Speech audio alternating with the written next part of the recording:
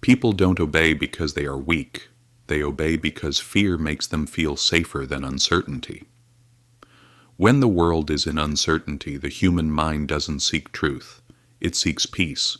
And throughout history, fear has always offered the same promise.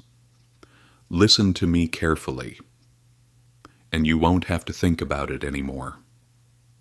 Chapter 1. The Origin of Obedience. If we want to learn why people obey, we must stop looking at rules, governments, or systems. Those are the results.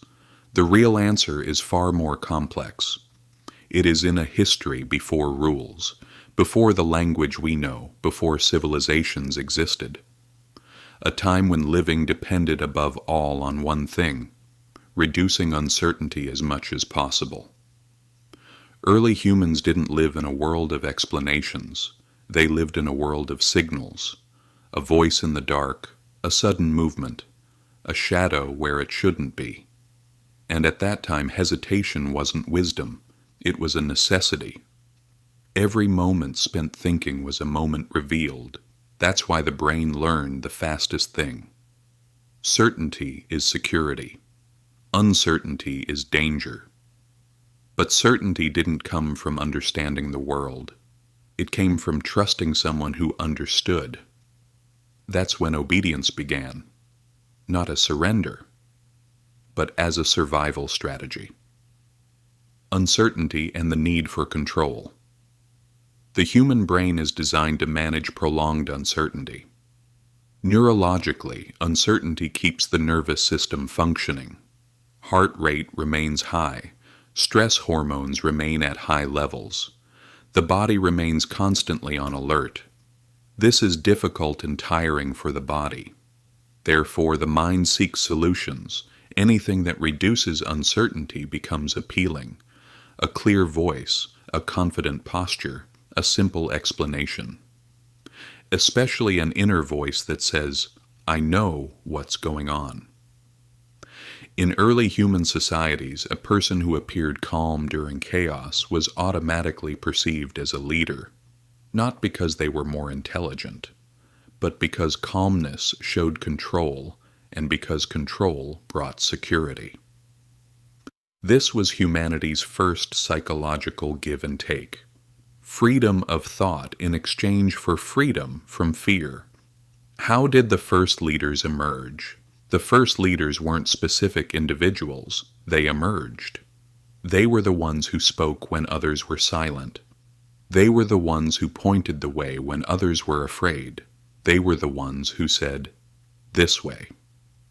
And in times of fear, guidance feels like salvation. People followed not because they were forced, but because the alternative felt worse. Standing alone in uncertainty is far more frightening than standing together under authority. A crucial point that many people overlook. Obedience doesn't stem from folly. It stems from a combination of fear and hope. The hope that someone else knows better. Why does fear create obedience? Fear disrupts attention. When people are afraid, their cognitive capacity decreases. They stop asking, "Is this true?"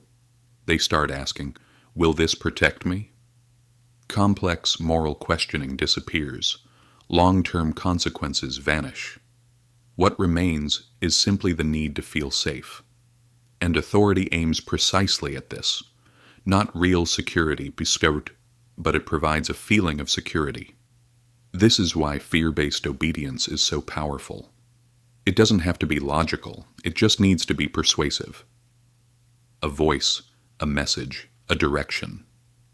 In times of crisis, people naturally seek hierarchy, someone to obey, someone to blame, someone to listen. Hierarchy lightens the cognitive load. It simplifies the world like this: leader and follower, order and chaos, peaceful and dangerous. Once this structure is formed, questioning becomes risky. Not because it's forbidden, but because it threatens the fragile sense of stability. And this is where obedience undergoes a transformation. It ceases to be temporary, it becomes a habit. Habitual obedience. When the fear lasts long enough, obedience ceases to feel like a choice. It becomes the default. The brain restructures itself around predictability. Routines become comforting. Rules become stabilizing. Authority becomes necessary. This is how obedience outlasts the threat that created it. Even if the danger disappears, the structure remains, because removing it would reintroduce uncertainty, and uncertainty is what the brain learns to fear most. The line between protection and control. There is a fine line between protection and control, and fear completely blurs it. When people are afraid, they don't realize that guidance has turned into dominance.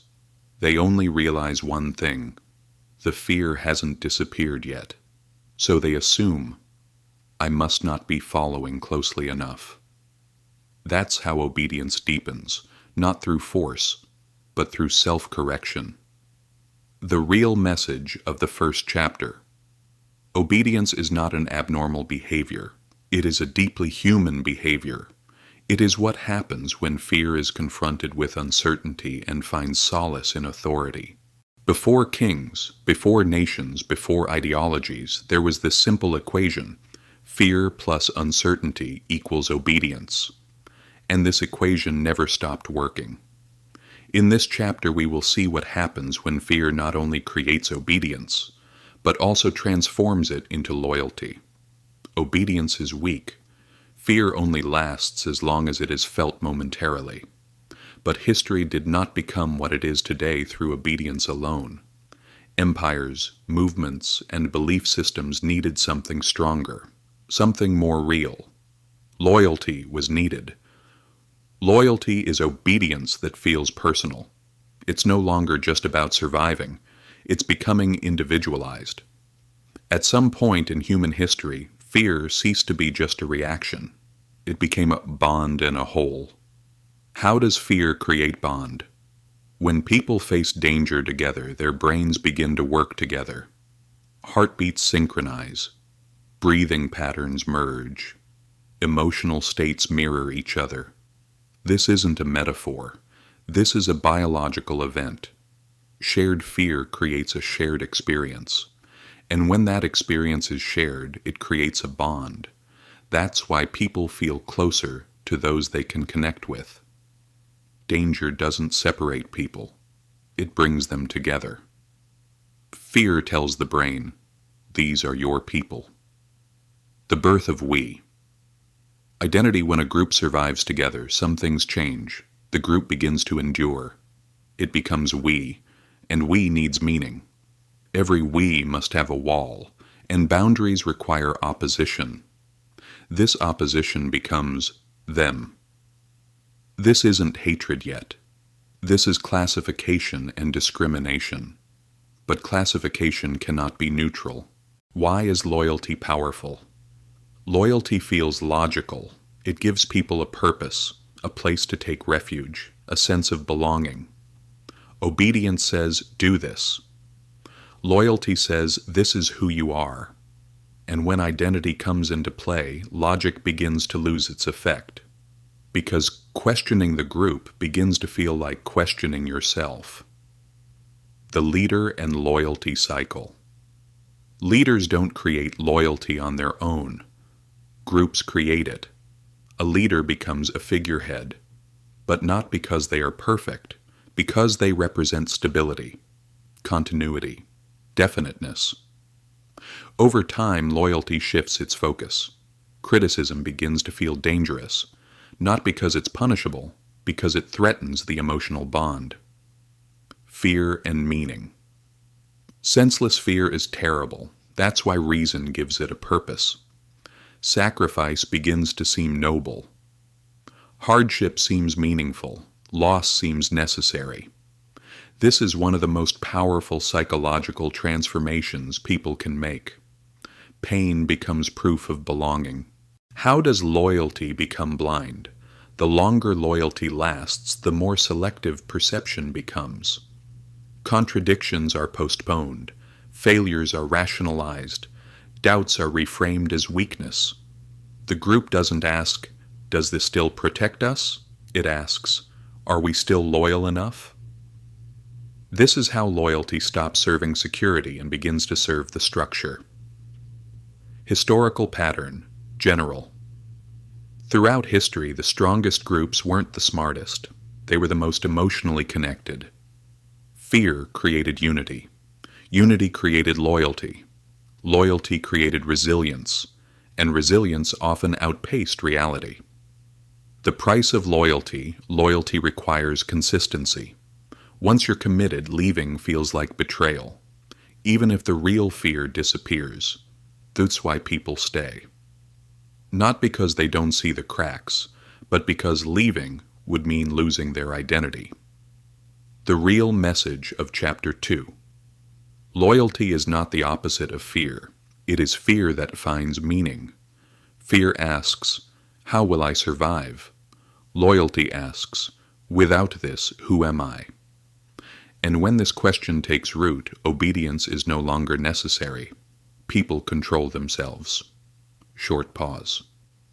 In the next chapter, we will see what happens when loyalty becomes normalized, and fear no longer feels like fear at all. We like to believe that fear belongs to the past, that it lived in caves, on battlefields, and in dark ages. We imagine modern fear as something noisy, sirens, guns, visible danger. But today, fear rarely looks like fear. It looks like reason. It looks like morality.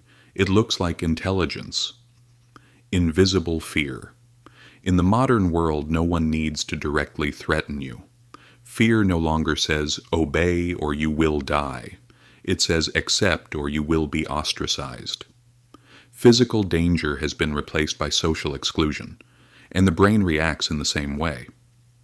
Rejection activates the same neural pathways as physical pain. Exclusion makes you feel insecure, so the old system awakens again, silently. Tags. New enemies. Today, enemies are rarely nations. They are narratives.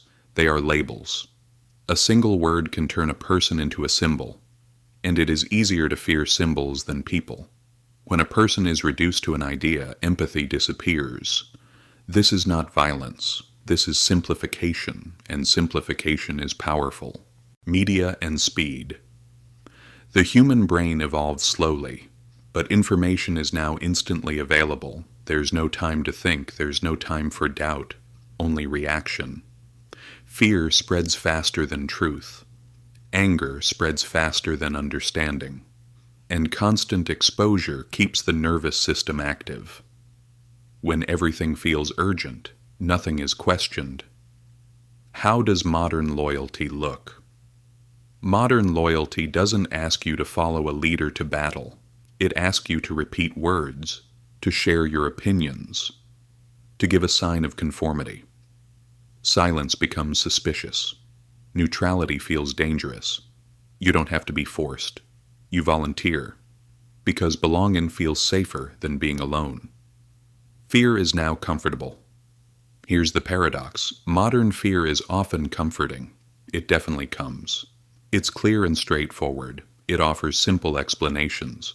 Complex problems are reduced to villains. And the brain relaxes, because chaos now has a form. The modern repetition of history. We don't repeat history in the same way. We repeat it with the same psychology. Faces change, the language changes, technology changes. But fundamentally, it remains the same. Fear still creates communities. Unity still creates loyalty. Loyalty still resists questioning. The most dangerous point, the most dangerous moment is not when fear is overt. It's when fear feels justified. When people believe they are protecting something good, because then everything feels justified.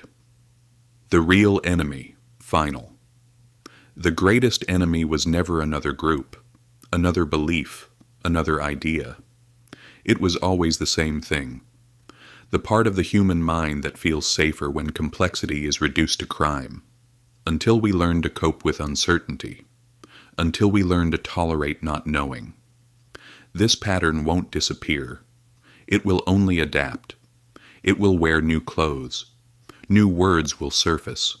It will speak in a softer tone, and it will call itself progress. Long period of uncertainty. The question is no longer who is the enemy. The question is which part of us still needs an enemy.